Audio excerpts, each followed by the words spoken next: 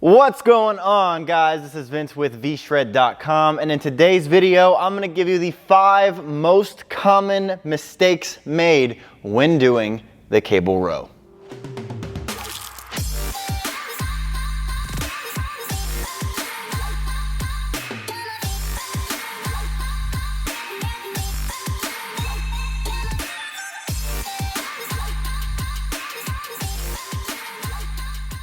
All right, like I said, today's video is going to be all about the cable row. It's obviously a great back exercise.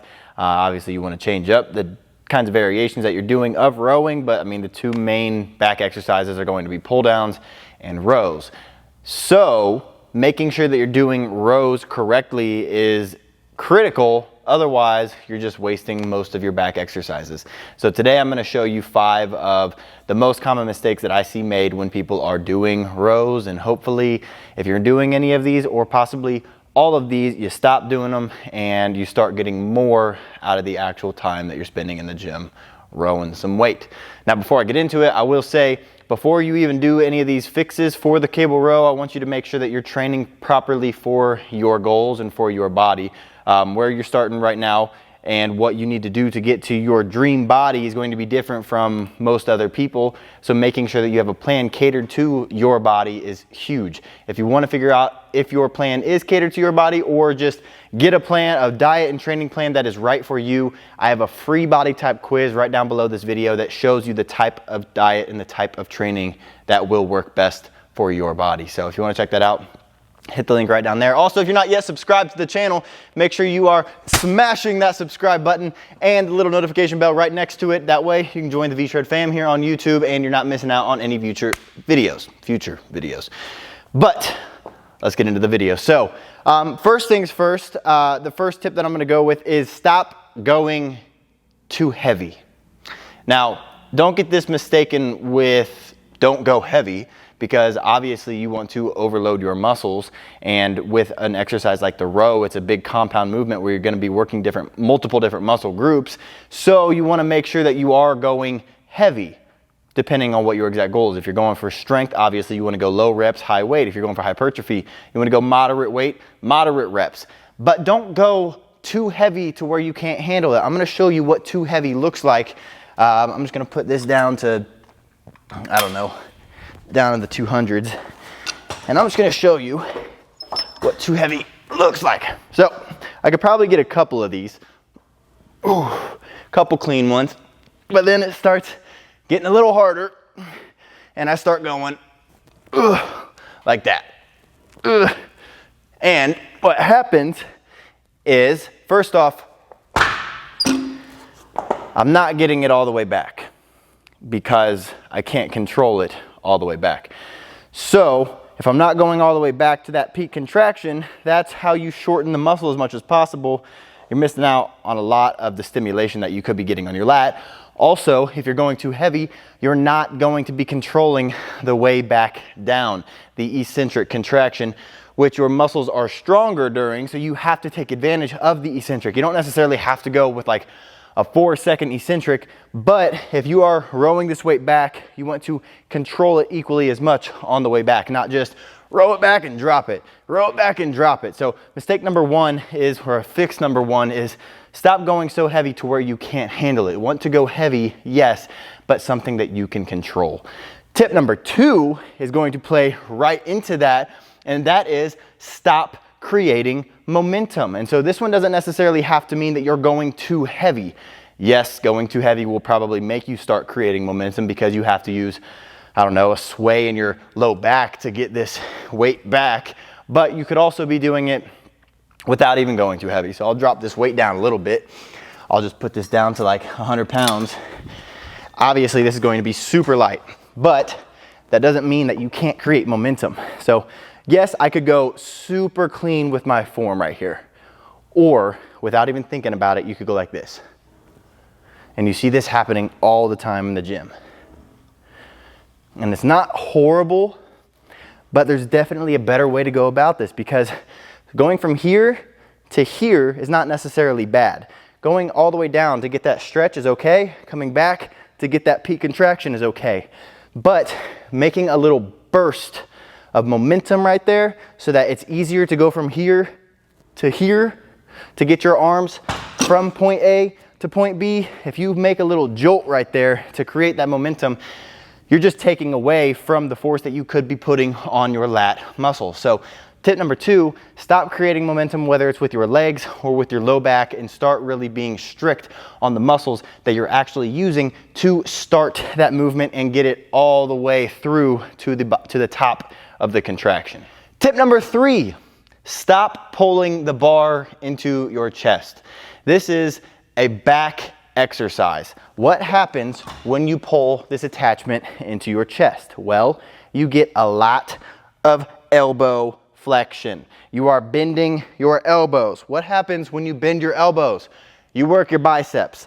Now, obviously, when you row this correctly, which is down and back, you're still getting a bend in your elbow, but you're also working your lat the way it's supposed to be worked. When you're doing a row, the whole point of this is to take your elbow from right here, drive it down and back. That is what works that lat muscle right there, driving it down and back, not elbows, or not bending your elbow into it. You can do this all day. You're gonna get a great bicep pump. If you feel rows in your arms more than you do in your lats, it's because you're doing this. So instead, next time you go and do rows, I want you to overemphasize. I want you to exaggerate how low you actually row this and try to keep your arms as straight as possible. Obviously, like I said, there's going to be a bend in your elbow because that's just normal. But by trying to keep my elbows as straight as possible, I'm forcing myself to pull with my elbows more. Just like that. Because if I focus on what's in my hand and I pull with my hands, like I'm almost doing a curl, I'm getting a lot of bend in my elbow, I'm getting a lot of bicep activation here. So dropping my elbows down, driving them back, and pulling this attachment in towards my belly button is really gonna start to activate my lat like it should be activated. Now, number 4, stop rolling your shoulders forward. So this one is gonna play right into the last one where I said you don't want to pull this into your chest. Well, because that's going to lead to activating the wrong muscles or just not activating the right muscles as much as you could be. Same thing when it comes to what you're doing with your shoulders, because you see this all the time too. So people, you could even row this down, but have your shoulders forward like this. Look kind of like an idiot, but obviously it's not going to be this exaggerated, but you do see people all the time with their shoulders a little more forward than they should be, where you should be doing this. First thing you should do is retract your scapula. You want to pull your shoulders back. This is going to give you the best opportunity to get the best contraction for your lat. So roll your shoulders back, then pull this weight down and into your belly button. Do not pull it down into your belly button like this, because again, by doing that, you're going to be getting a lot of bicep activation again by getting your chest out, getting your shoulders back, and pulling your elbows down and back. That's how you're really going to work that lat muscle. And the 5th and final tip is going to be stop using the same grip all the time.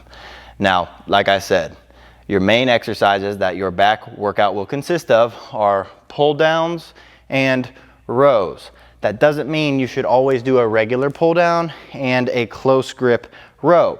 You should switch it up. Try some underhand rows. Try some wide grip rows with overhand grip, with neutral grip. Try some, just like I said, regular close grip, neutral grip. Try middle grip. Try a bunch of different grips. Obviously, don't do this like week after week, changing it up. Say you hit back every Tuesday and Friday. Don't do a new grip every Tuesday and every Friday. Use a specific grip for 4 to 6 weeks.